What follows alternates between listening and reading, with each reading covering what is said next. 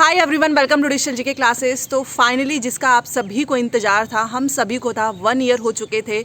उत्तर प्रदेश नया शिक्षा सेवा चयन आयोग, जिसके थ्रू सारी वैकेंसीज कंप्लीट होने वाली थी, चाहे वो पीआरटी हो, टीजीटी, पीजीटी, असिस्टेंट प्रोफेसर, सारी भर्ती की प्रक्रियाएं रुकी हुई थी। 2022 का टीजीटी का आपको पता है कि पहले से जो आवेदन भी भर लिए गए थे, अभी भी उसमें कितना लंबा समय इंतजार करना पड़ा। मतलब कि फॉर्म भर लो, 1 साल, 1.5 साल, 2 साल वेट करो, बट अब आपका वेट ओवर हो चुका है। कल जो है शासनादेश.up.gov.in पर उत्तर प्रदेश शिक्षक नियमावली जो 2023 है, 13 दिसंबर, उस पर क्लियरली सब कुछ लिखा है। पूरा 76 पेज का नियमावली तैयार हो चुका है, आ चुका है। एंड अगर आपको पढ़ना है डिटेल में तो मैं आपको भेज दूंगी, अदरवाइज उसमें वही सारी चीज़ें दी गई हैं कि किस तरीके से कौन सी भर्तियाँ होंगी। मैंने इसको डिटेल में पढ़ा है एंड उसमें जो इंपॉर्टेंट पॉइंट्स है वो मैं आपको बताऊंगी।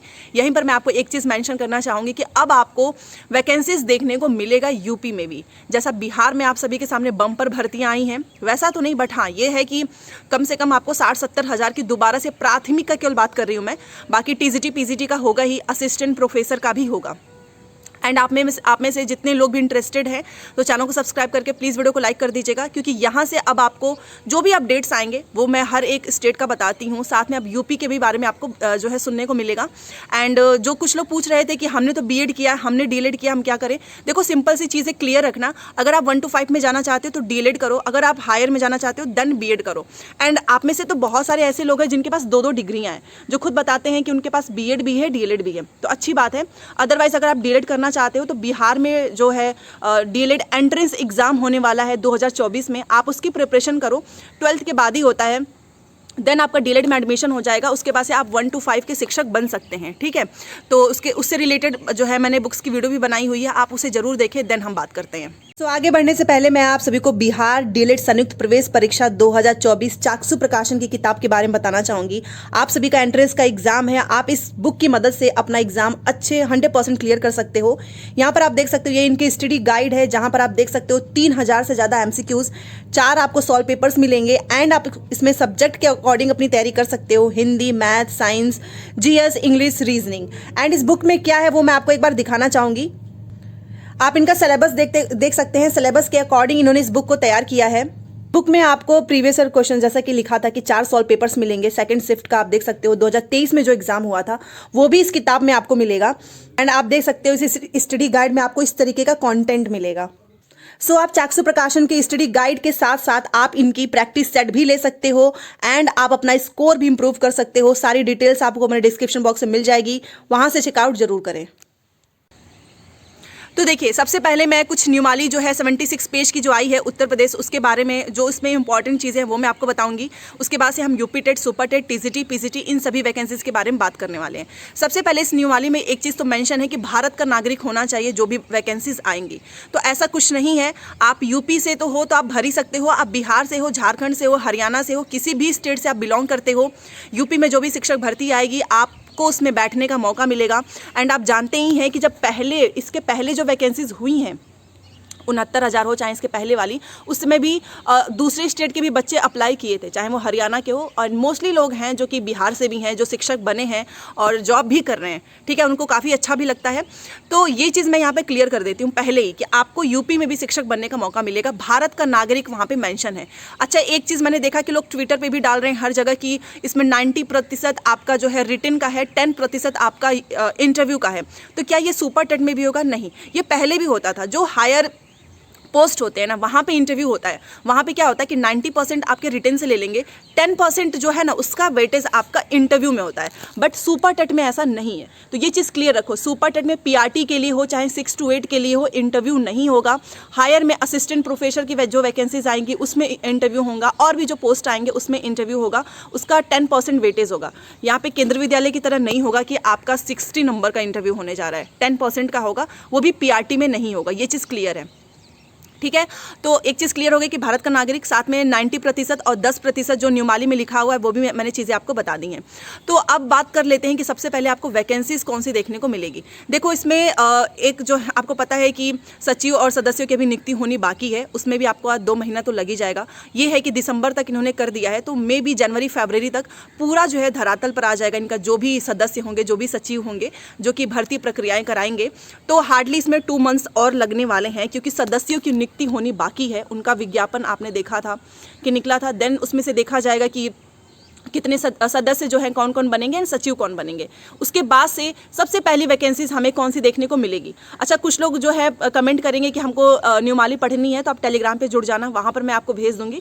जो भी 76 पेज में है उसमें बस यही लिखा है कि कौन सी भर्ती प्रक्रियाएँ किस तरीके से होंगी, रिटन का क्या होगा, GS वगैरह, जर्नल अवेयरनेस, ये सारी चीज़ें पूछी जाएंगी, 2 घंटे का पेपर होगा, बस यही लिखा है, दैट्स इट। सबसे पहले जो है इसके बाद से जनवरी फरवरी आपका लग जाएगा सदस्यों की नियुक्ति होने में, क्योंकि ये इतना फास्ट तो काम करते नहीं है। चुनाव थोड़ी ना है कि वोट हुआ एंड देन जो है रिजल्ट भी आ जाएगा। ये नौकरी है जिसके लिए काफ़ी मेहनत करनी पड़ती है, और वो भी सुपर टेट के लिए तो आपको बहुत मेहनत करनी पड़ेगी। पढ़ाई करने, एग्ज़ाम निकालने के लिए नहीं, सबसे ज़्यादा मेहनत करनी पड़ती है भर्ती निकलवाने के लिए। तो देखो, सबसे पहले आपको TGT की जो है, जो ऑलरेडी फॉर्म भरे जा चुके हैं, इसका एग्ज़ाम्स होंगे, क्योंकि वो पेंडिंग है। उसके बाद से ये UP टेट, ठीक है, UP टेट तो होगा ही, इनका सबसे जो फर्स्ट प्रायोरिटी है वो UP टेट, ये हर साल कराएंगे। UP टेट हो जाएगा। ये सब कुछ करने में ही आप समझ सकते हो कि 2 महीना सदस्यों की नियुक्ति, सचिव एंड देन UP टेट, जो पहले के एग्जाम्स हैं बाकी हैं वो कराएंगे, तो 3 से 4 महीने और लग जाएगा। उसके बाद से सुपर टेट। अब योगी जी तो बोलते ही हैं, आपने सुना होगा कि ये ऑलरेडी जो है उन्होंने बहुत सारी भर्तियां दी हैं। हमारे शिक्षा मंत्री बोलते हैं कि हमारे पास जो है शिक्षक ही ज़्यादा हैं, इनका अनुपात एकदम बराबर है। बट इसके पहले हलफनामा भी तो लगाया था इन्होंने 51,000 का, तो वो भी तो एक प्रूफ है। RT एक्ट के थ्रू भी आप जानते हो कि सारी चीज़ें लगाई गई हैं पहले भी बच्चों के द्वारा। और जब धरना प्रदर्शन हो रहा था, आपने देखा होगा, उसके पहले सारी फाइल्स सब कुछ तैयार किया गया था कि गोरखपुर में जो है इतने सारे स्टूडेंट्स को एक टीचर मैनेज कर रहा है अलग अलग, तो शिक्षकों की कमी बहुत ज़्यादा है। एंड ये सभी समझते हैं कि अगर 5 साल से कोई भर्ती नहीं आई है तो क्या इसके बीच में रिटायरमेंट नहीं हुए? रिटायरमेंट भी हुआ है, बहुत सारे लोगों की नौकरी लग गई किसी अच्छे पोस्ट पे, उन्होंने भी रिज़ाइन दिया है, तो पोस्ट बहुत खाली है और 51,000 का हलफनामा लगा ही है। और ये सब तो जानते ही हैं कि जब यूपी में विधानसभा का चुनाव था, उस समय शिक्षा मंत्री खुद सामने से आकर बोले थे कि 17,000 हमको वैकेंसीज जो है हम भर्ती निकालेंगे। हाँ, वो बात और है कि आचार संहिता लग गई, वो भर्ती भी चली गई।